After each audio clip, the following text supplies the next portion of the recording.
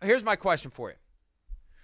Do you think that professional football players can currently wager on the college basketball tournament? Is that permissible on their DraftKings app or FanDuel or whatever they points bet, whatever they have on their phone? Is it permissible for NFL players right now, sitting at home, off season, college basketball coming to a head, are they allowed to wager without restriction on these games? If I was playing, I'd be scared too. I don't think you're allowed to. In fact, I don't know the exact rule with that. Now, are guys going to be taking part in, like, let's see, I got a group of 20 friends and we're all putting $20 or $100 in to see who has the best bracket? Yes, but again, I don't think that's something there. I'm talking about Kansas minus 5. Yeah, I don't think so. In the Big 12 championship. I think there's very few people like that. I really do. I will say this, Mike. In my 8-year career in the NFL, I came across, I'm being totally honest here now, like 2 or 3 guys in my whole career who I know like to gamble, and they would gamble on off-season sports, right? I don't even know how they went about it, but they were going to gamble on NBA and college basketball and do some of that. That was all the guys I knew throughout my 8 years of career. There was 2 or 3 guys and they were all on the same team and together and enjoyed doing it together and, talking about it. I never really saw it in the locker room go on any other time other than that. Okay. Now, when you played, it wasn't legal. No, right. Except in Nevada. Right. And I'm going to read from what the NFL sent me yesterday when I was trying to get some information. What's the policy? What's the rule? What's the penalty?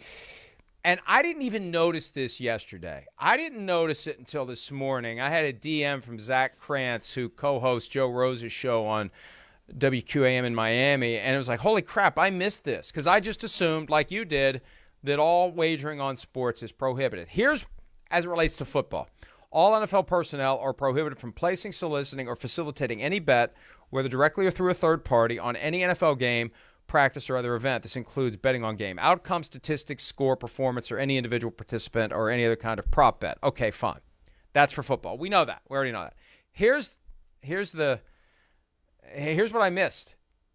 All NFL personnel other than players, all NFL personnel other than players are prohibited from placing, soliciting, or facilitating bets on any other professional, college, international, or Olympic sports competition, such as NBA, MLB, NHL, PGA, USTA, what the hell is that? MLS, NCAA basketball, World Baseball Classic, World Cup, etc. It doesn't specifically mention college football, but I think college football is implied in this. I think so. And USTA is tennis, just so you know. But wow, very impressive. But, Bjorn Borg, the key words at the start are all NFL personnel other than players. Right. So, and I will fully admit when I screw up, I just missed it because I assumed there's no way they let these guys bet on other sports. It's the gateway drug, right? It's the marijuana of sports betting. Right. Eventually, because even if you don't eventually bet on football, this is the kind of behavior that eventually gets you to have a problem with the guy with the gold chains and the one eyebrow, right? Where you're indebted, you got to provide him information, and you're never betting on football. But Vinny wants to know. Don't mess with Joey with the gold chains and the frosted tips. That's right. Yeah. Don't mess with him. Vinny wants to know whether or not Tom Brady has a torn MCL in his knee. Right. So I'm surprised by this, and I've sent the NFL an email this morning asking for some explanation as to why they allow it. And it is funny that it flat out doesn't it says college, but says, for example, NCAA basketball. It doesn't say NCAA football, but the way this thing is worded, it doesn't prohibit betting on NCAA football. I'm telling you, I'm not comfortable with that, because I think it's fair to expect NFL players and all pro athletes to not bet on any pro sports, even the one you're involved in, because of where it can lead if you get yourself into a gambling problem. That's where, I would agree. Again, a lot of these guys still know people from the college program, right? That's where I think you can get in trouble. A lot of these guys, it's a small world in the sports world. have friends in the NBA that they directly text and whatever on a daily basis, that's where I would have thought like it'd be a little bit trouble. But I guess at the same time, you go, okay, they're not gambling on the sport, they're involved. You know, it's free enterprise, I guess, to a degree, and that's where the NFL looks at it. But yeah, I think they are playing with fire. To your point, no question about it. I'm just stunned. And again, they sent me the email. I took the language and copy-paste snarky comment. I missed the opportunity for some snarky-ass comments. How dare you? You're slipping. The ability of Too many players days off to actually lately. wager on these other sports. Actually, I need a few more, especially you never know where the next curveball is going to come from.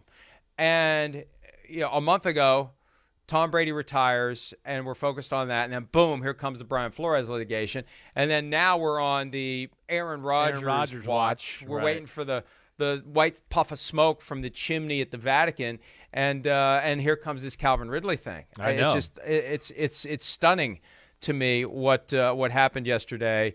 And I think you're onto something with the idea that you make it a Monday afternoon bad news declaration, because it's a warning shot to all other players, because they know they can't police all other players, that the only guys they're ever going to easily catch are the Calvin Ridleys. But I would say for every Calvin Ridley, there's 20 guys, 15 guys, 10 guys Probably who are fair. smart enough to know that they'll just work through a friend.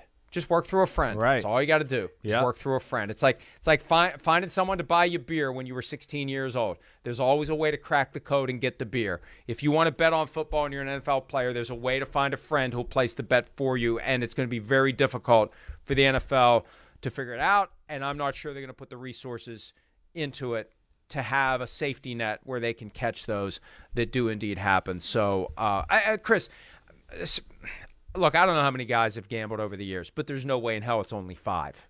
There's no way it's only 5 who have bet on football in the history of the sport. That in and of itself is laughable. It's 5. You've caught 5. Well, you've had 5 fall into your laps. And I don't remember the circumstances. I wasn't alive for the circumstances of Karras and Horning, and I've never really researched that to find out how they got caught. Schleitzer, by all appearances, he just had such a problem. It was impossible to not know it. But now that it's legalized and you've got these apps where the bets can be placed, and I suspect that's how they got Josh Shaw, it's just easy. It falls into your lap. And that's really the overriding point that we want folks to take away from this. Will the same energy be brought to the violations that will be harder to detect? Or will the NFL choose to do the easy thing, the cheaper thing, and look the other way? Hi, I'm Mike Tirico, and thanks for watching. Make sure to hit subscribe for the latest news and highlights from NBC Sports.